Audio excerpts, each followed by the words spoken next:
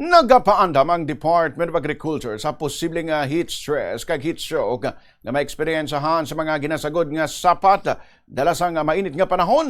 Sa interview sa Bombo Radio kay Dr. Jonic Natividad, ang Chief sang Regulatory Division sa Department of Agriculture Western Visayas, iyagin pahayag nga sa subong nga tuman kainit sang tiempo nabudlayan ng mga sapat nga pabugnawo ng ilang mga lawas.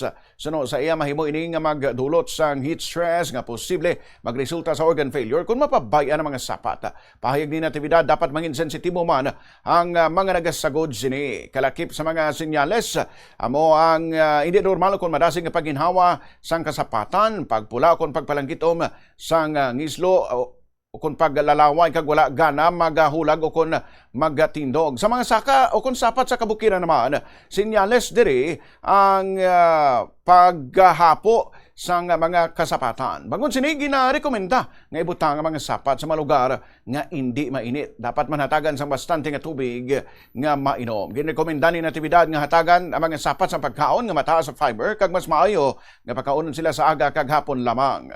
Ikaw sa ginabatsyag sang imong nga alaga, nako gina nga bagay kag pasalamatan niya ka. Kabalaan mo na gid nga nainita na siya, kag nagabatsyag na siya sang hindi nami kay nabulad na siya sa lugar or ang dapya sa ngangin nga init gaigo gid sa iya.